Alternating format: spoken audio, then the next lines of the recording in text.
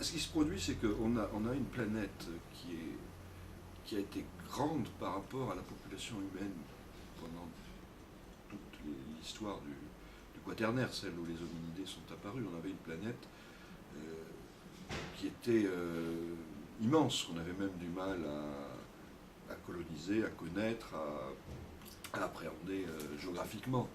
Et brusquement, en quelques siècles, mais même en fait en quelques décennies, cette planète s'est rapetissée. C'est rapetissée parce qu'on est devenu beaucoup plus nombreux. Hein. On est nombreux, on a des besoins, on a développé des civilisations qui ont besoin d'énergie, qui ont besoin de ressources, et on arrive à la fin d'un système.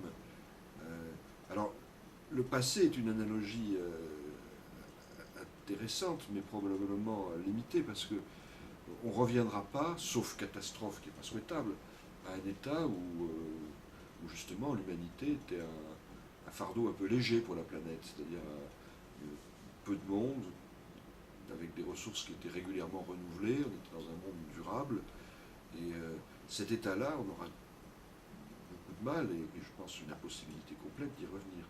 Donc on est quelque sorte, on est dans la nécessité de gérer la planète. On a des ressources limitées, on est nombreux, et il va falloir essayer de concilier des contraintes qui ne sont pas toujours faciles à concilier. La crise, enfin, le débat autour des agrocarburants, je trouve, est un débat extrêmement intéressant de ce point de vue-là, parce que qu'est-ce qui s'est passé dans un premier temps, focalisé sur le problème du climat, les agrocarburants, c'est de brûler dans les moteurs des carburants qui ont été produits par le CO2 de l'atmosphère, donc on ne comprend pas au sous-sol, et donc on recycle du CO2 atmosphérique d'une certaine manière, en utilisant l'énergie du soleil. Donc ça paraissait une très bonne idée comme substitut aux produits pétroliers.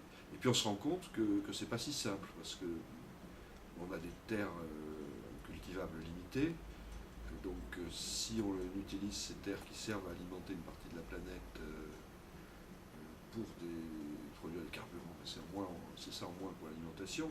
Si en plus on met un mécanisme d'incitation à l'usage des agrocarburants qui fait qu'on peut les vendre à un prix protégé, ça va inciter tous les agriculteurs des pays émergents à vendre leurs céréales sur ce marché de l'agrocarburant et pas sur un marché de l'alimentation locale qui est moins rémunérateur.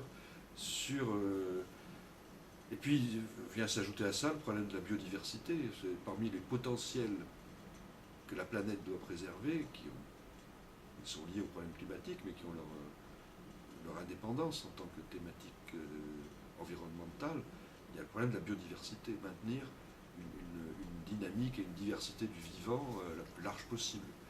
Et si on fait des monocultures en masse pour produire des carburants, on ne facilite pas le maintien de cette biodiversité.